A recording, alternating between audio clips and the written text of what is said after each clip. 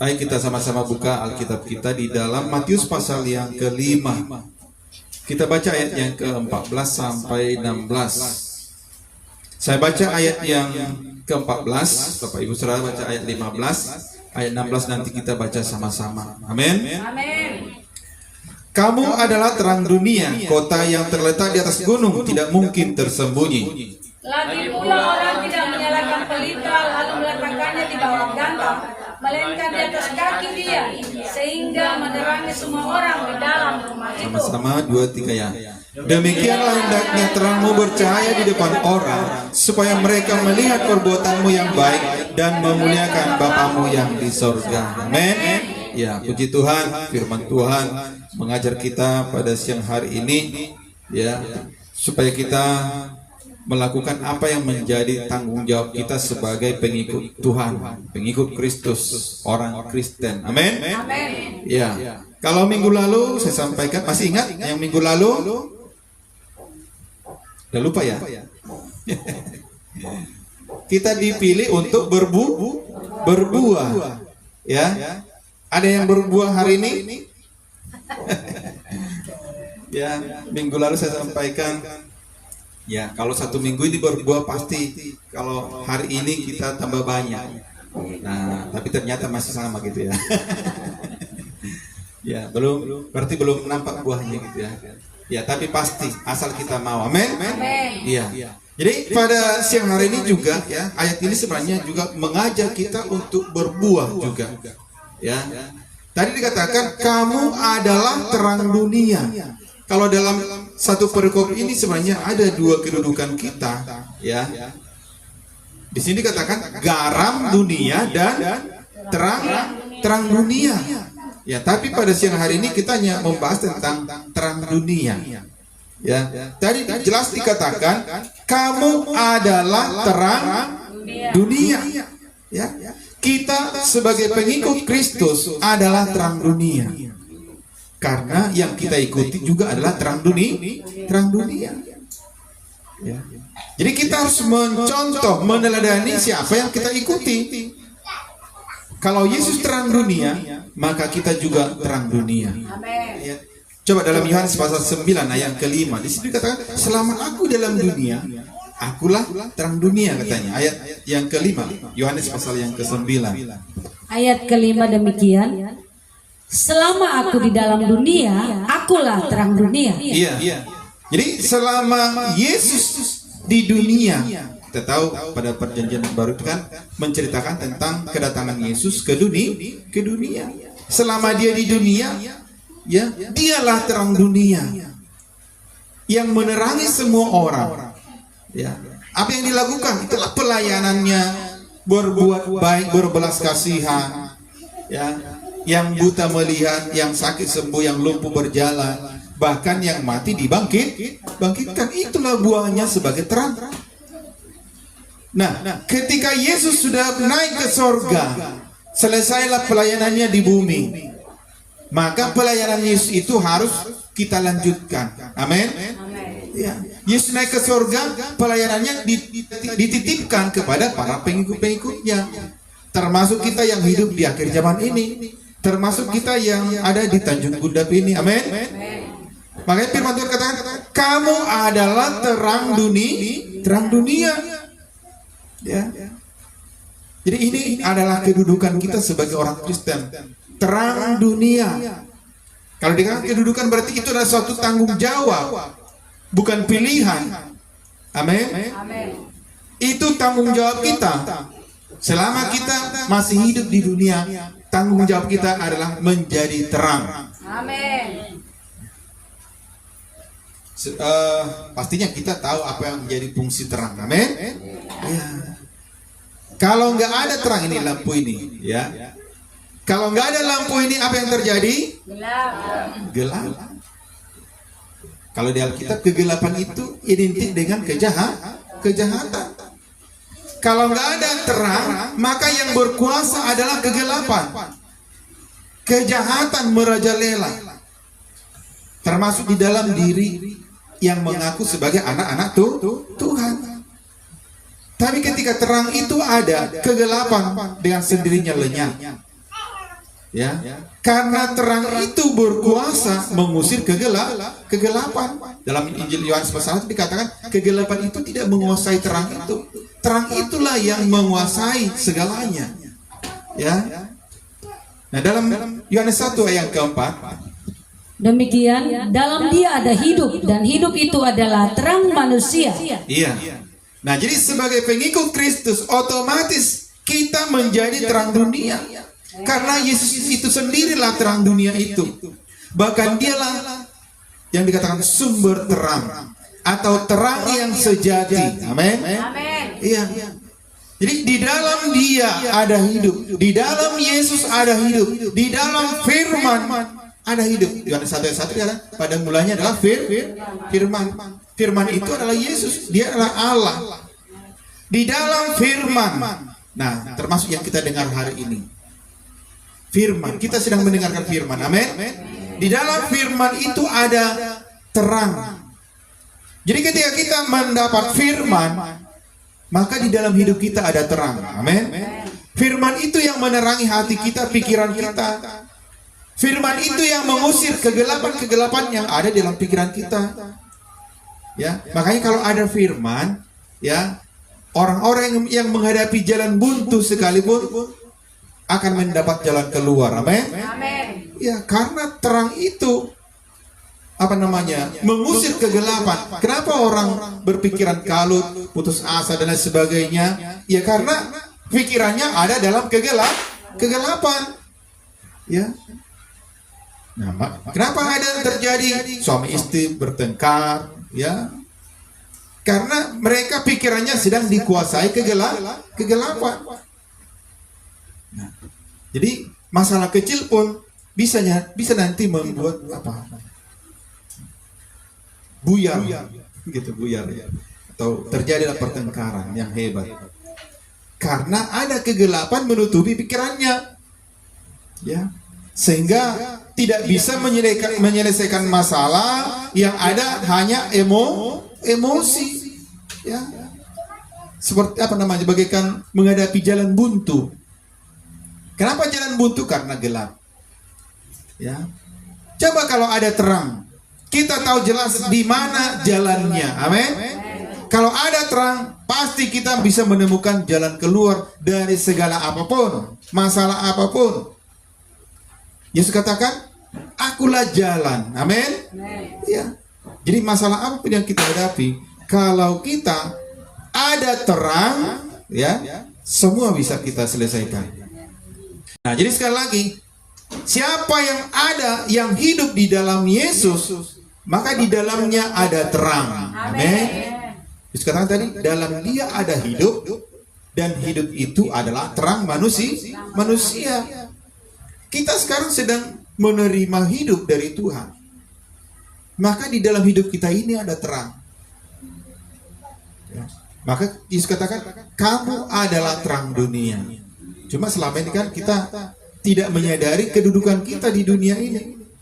Maka seringkali kita hanya menjalankan aktivitas kita, ya, tanpa menyadari kedudukan kita di dunia.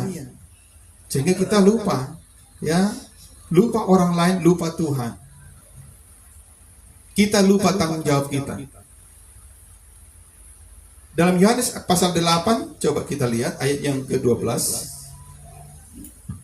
Ayat 12, maka Yesus berkata pula kepada orang banyak, katanya, akulah terang dunia, barang siapa mengikut aku, ia tidak akan berjalan dalam kegelapan, melainkan ia akan mempunyai terang hidup. Amin. Iya. Akulah terang dunia, barang siapa mengikut aku, ia tidak akan berjalan dalam kegelapan. Jadi nggak ada yang namanya jalan buntu, jalan sesat, ya, seperti benang kusut, ya, sekusut apapun masalah yang kita hadapi, kalau ada terang, itu akan kita bisa melihat, oh ininya masalahnya, ininya jalan keluarnya, ya. Tidak akan berjalan dalam kegelapan, malah dikatakan ia akan mempunyai terang hidup. Maka kita dikatakan terang dunia. Nah, jadi sekali lagi saya katakan, ya, setelah Yesus naik ke surga, maka kitalah yang bertanggung jawab di dunia ini, ya, sebagai terang, ya. Itu sebabnya kita, ya, harus ingat kedudukan kita di dunia. Karena kita tahu kan orang-orang di sekitar kita, ya, yang tidak mengenal Tuhan itu bagaikan orang-orang yang di dalam kegelapan. Amin. Yang sedang menuju kepada apa? Maut, ya kan?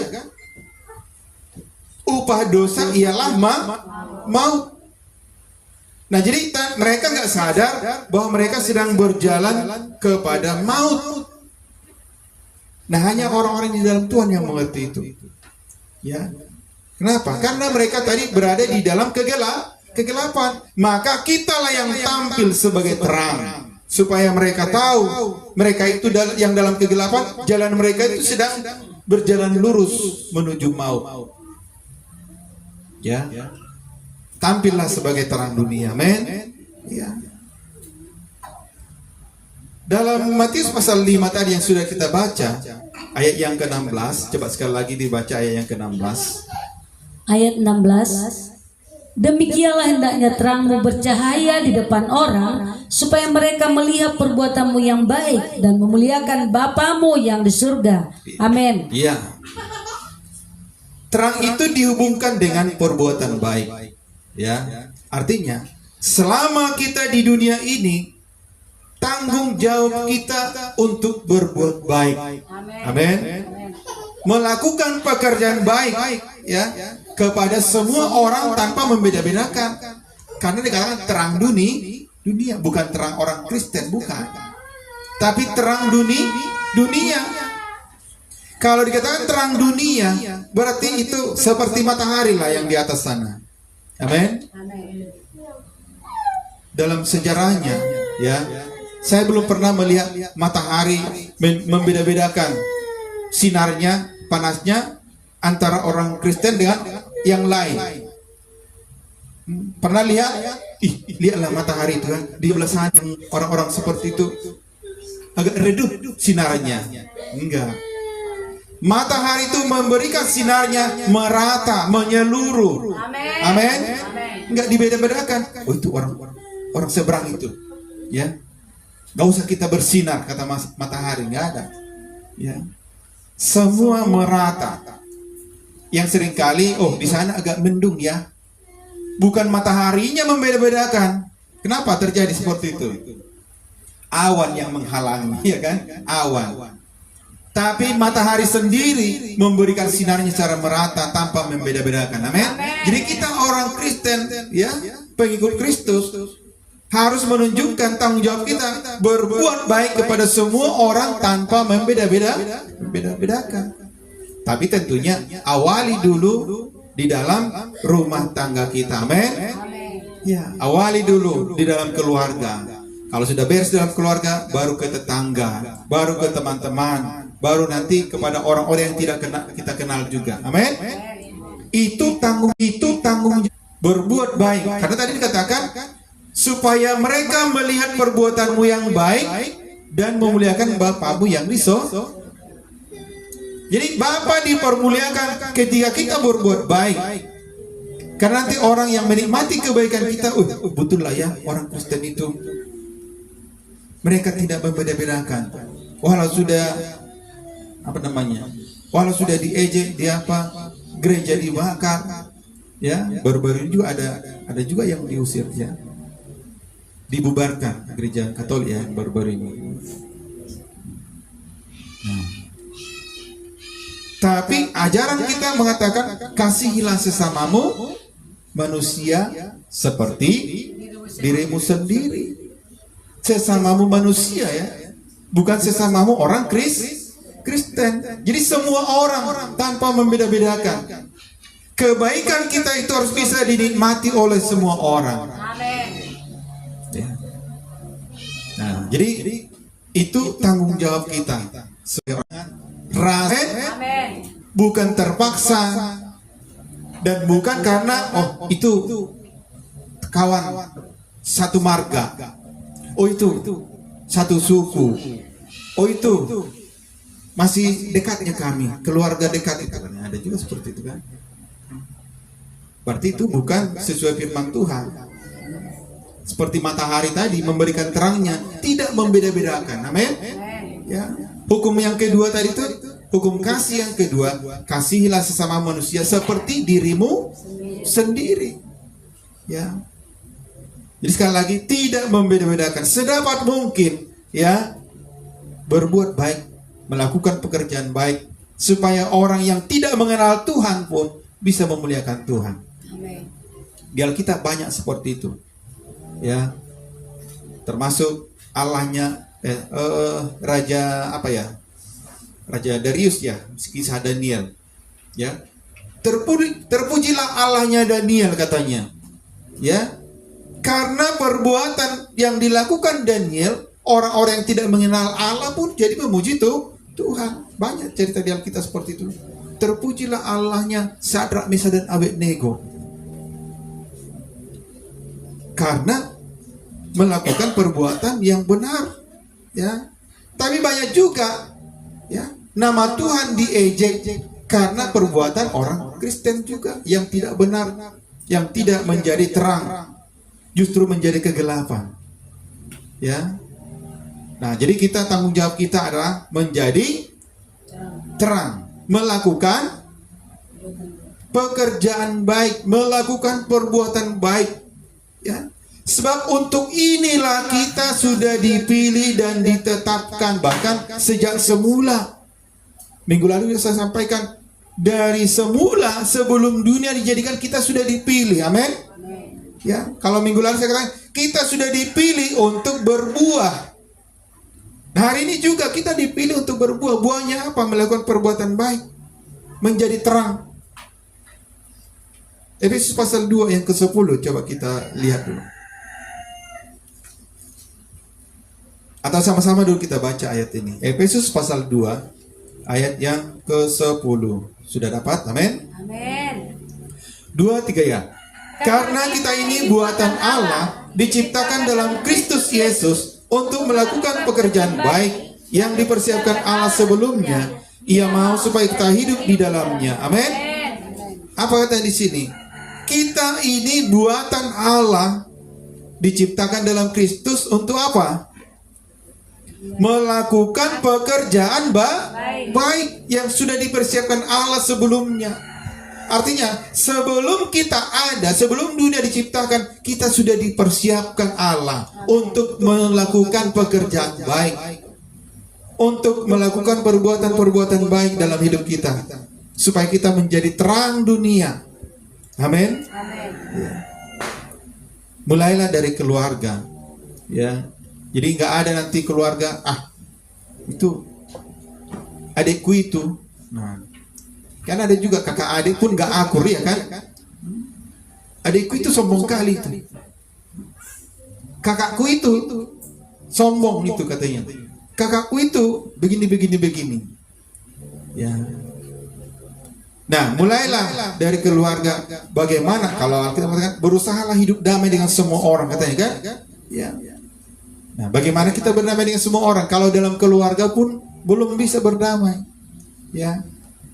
Kalau perintah amanat agung itu bersaksi itu kan, dan kamu akan menjadi saksiku pertama di Yerusalem, amin, di Yudea dan Samaria dan sampai ke ujung bumi. Jadi ada apa namanya tingkatannya. Ya, contohnya Yerusalem dalam rumah tangga kita dulu. Ya, dalam satu gereja dulu, baru nanti ke tetangga, kemudian satu RT, ya. RT berapa ini Bu? RT 02, ya. Satu RT, baru nanti satu RW terkenal. Itu orang apa itu? Kan nanti kan kita diceritakan. Ya, gak percuma mereka setiap minggu ibadah, kata RT lain. Jadi nanti jemaat di sini terkenal, amin. Terkenal karena kebaikan hatinya. Sama ada jemaat di Makedonia itu ya, jemaat apa itu? Ya, orang-orang di Makedonia kalau nggak salah ya, lebih baik hatinya daripada orang-orang seperti itu kira-kira. Artinya orang akan membedakan karakter kita dengan orang lain. Dan nanti RT lain akan menyaksikan, wah RT 02 itu memang karena banyak orang-orang Kristen di situ, mantapnya mereka katanya. Jadi kita di sini akan menjadi terang dunia, amin. Ya, lewat kehidupan jemaat-jemaat di Tanjung Gudap ini, nanti banyak juga orang akan memuliakan Tuhan. Ya. Kita tidak tahu orang-orang di sini. Bisa saja nanti Tuhan pakai jemaat di sini, termasuk membuat orang lain bertobat. Yang belum pernah juga ibadah bisa jadi beribadah, ya, lewat kebaikan hati kita. Ya. Kalau dalam keluarga kan istri menyelamatkan suami katanya, suami menyelamatkan istri. Nah kemudian menyelamatkan tetangganya atau keluarga yang di kampung lagi kita doakan. Ya, amin. Jadi kerinduan Tuhan adalah supaya kita hidup di dalamnya. Di dalam apa? Di dalam pekerjaan baik, di dalam perbuatan baik, menjadi terang dunia. Amin. Ya. Tadi kita digambarkan sebagai kota yang terletak di atas gunung. Ya. Kalau pada waktu itu kan, ya, kalau orang Israel langsung mengerti kota di atas gunung. Oh itu Yerusalem. Ya. Nah, karena Yerusalem itu ada di atas, ya. Nah, tapi secara rohani Yerusalem itu juga merupakan pusat keagamaan orang Israel, ya, pusat pengajaran. Kalau ada hari raya, ada 3 hari raya utama di Israel itu, maka orang-orang dalam perantauan dari negeri gimana pun dia harus datang ke Yerusalem. Ya. Nah, jadi kita sebagai kota di atas gunung, ya, menjadi pusat perhatian dari mana-mana, ya. Nanti pasti Tanjung Gudap pasti rame. Amin. Coba yang di sana itu udah diratakan semua buat perumahan, ya kan? Ya. Pasti rame nantinya. Dan kita bagaikan kota di atas gunung nantinya. Amin. Ya. Orang akan menilai, orang akan melihat perbuatan baik kita, dan itulah yang Tuhan inginkan. Ya, seperti kota di atas gunung. Bisa dilihat dari jauh, ya. Bahkan dari mana-mana pun. Di Air Mas juga, ya, karena kita udah pernah di situ kan. Nanti bisa dirasakan, yang di Tanjung Gudap itu memang luar biasa mereka katanya. Amin. Ya, menjadi terang dunia berarti kita harus bisa berdampak bagi semua orang, memberi terang bagi orang yang masih dalam kegelapan. Ya, kalau Pak Badak pasti tahu lah mercusuar, tahu Pak kan? Mercusuar. Ya, menara lampu itu. Jadi itu kalau malam itu sangat diperlukan kapal-kapal yang berlayar malam-malam itu. Itu menjadi penentu arah bagi mereka, sehingga mereka tidak tersesat. Ya. Kalau malam hari itu lampu sekecil apapun itu sangat berguna. Nah, lihat perahu-perahu kecil pun nanti kalau malam-malam ada lampunya, kan? Iya, kecilnya, tapi nanti dari jauh pasti kelihatan. Jadi kita sebagai anak Tuhan seperti kota di atas gunung menjadi pusat perhatian, ya. Dan itulah buah kita, menjadi terang. Jadi ketika melihat kita, orang lain diberkati. Melihat kita, perbuatan kita, orang lain bisa bertobat juga. Amin. Iya. Kita memberi dampak bagi orang lain. Kita membantu orang tanpa membeda-bedakan. Itulah kasih itu. Ya. Seperti matahari tidak membeda-bedakan. Semua orang dibantu. Semua orang yang menjemur pakaian bisa kering. Ya kan? Dengan sinarnya matahari itu. Tanpa membeda-bedakan siapapun. Nah, sekarang bagaimana kita menjadi terang? Ya. Kita sudah menjadi terangkah atau sudah makin jadi gelap? Ya kan, ada juga makin mengikut Tuhan jadi makin gelap. Kita menjadi terang atau gelap itu nanti dibuktikan lewat perbuatan kita tadi. Karena terang itu ada buahnya. Sementara kegelapan itu nggak berbuah apa-apa. Coba dalam Efesus 5 yang ke-9. Demikian, karena terang hanya memberbuahkan kebaikan dan keadilan dan kebenaran. Iya. Jadi kalau memang kita terang, hanya ada 3 buah kita. Ya, banyak sebenarnya buah orang Kristen. Tapi di sini dikatakan, ya, kita dikenal dari buah kita. Apakah kita sudah menjadi terang? Yaitu yang kita lakukan itu adalah kebaikan, berbuah kebaikan. Itu dari perbuatan baik, pekerjaan baik, membantu orang, ya kan? Mengarahkan orang ke jalan yang benar. Orang yang lagi putus asa dibantu, ya. Yang lagi sedih dihibur. Amin. Ya. Berbuat adil, berbuat benar. Jadi anak-anak Tuhan tidak ada lagi yang yang tidak jujur. Ya kan? Gak ada yang curang. Amin. Ya. Gak ada yang berkata bohong.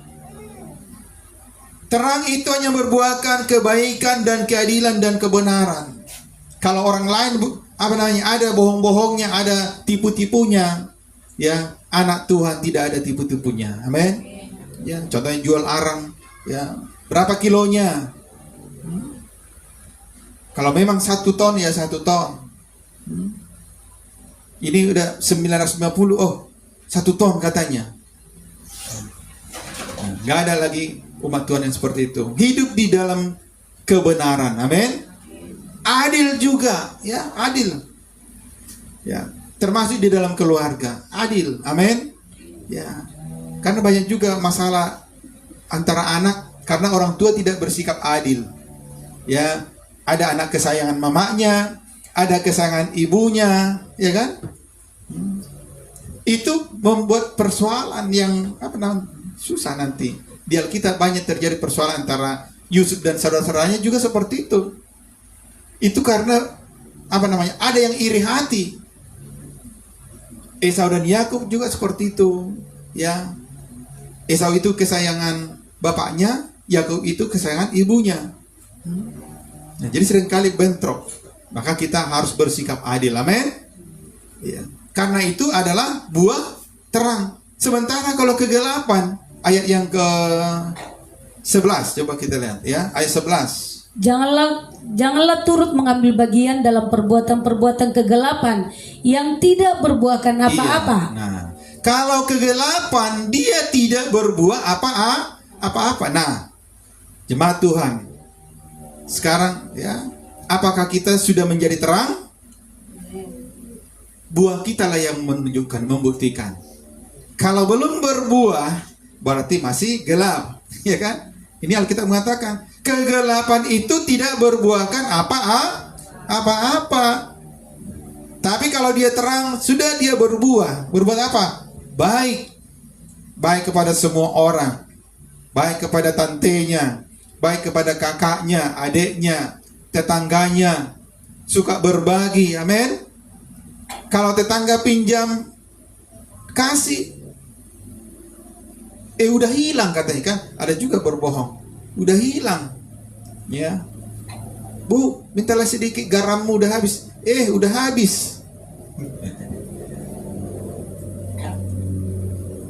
Kalau orang baik itu, ya, sampai habis pun sama dia untuk dibagikan kepada orang lain, hatinya bersuka cita. Amin. Ya. Itu kalau jadi terang. Berbuat kebaikan, berbuah keadilan, dan hidup dalam kebenaran.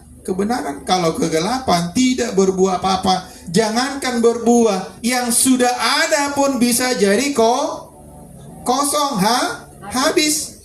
Ya, coba kita lihat ayat dalam Kejadian pasal 1 ayat 2. Ya, apa akibat kegelapan ini? Kejadian 1 ayat 2. Bumi belum berbentuk dan kosong, gelap gulita menutupi samudera raya, dan roh Allah melayang-layang di atas permukaan air. Iya. Bumi belum berbentuk dan kosong. Ya, kegelapan itu bisa menghancurkan yang sudah berbentuk pun jadi tidak berbentuk.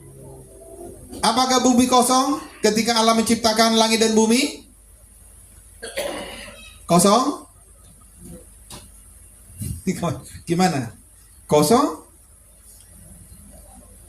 Bumi, kalau ketika Allah menciptakan langit dan bumi dikatakan penuh dengan air. Karena dikatakan roh Allah melayang-layang di atas permukaan air. Samudra raya yang ada di situ. Bumi penuh dengan air, jadi bukan kosong. Kenapa dikatakan kosong? Karena kegelapan itu menutupi apa yang ada di situ. Amin. Ya. Jadi kegelapan itu jangankan berbuah, yang sudah ada pun bagaikan tidak ada dibuatnya. Ditutupi. Ya. Nah, jadi mari umat Tuhan, terimalah terang dan jadilah terang. Amin. Ya. Firman Tuhan katakan di dalam Dia ada hidup dan di dalam hidup itu ada terang. Kita sudah terima firman Tuhan yang adalah hidup, maka kita juga ada terang. Amin.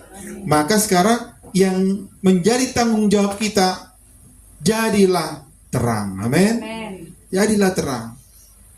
Berbuat baik, berbuat adil, dan berbuat kebenaran. Amin. Ya. Jangan hidup dalam kegelapan. Ya, satu lagi, ya, ada cerita tentang janda Sarpat. Ya.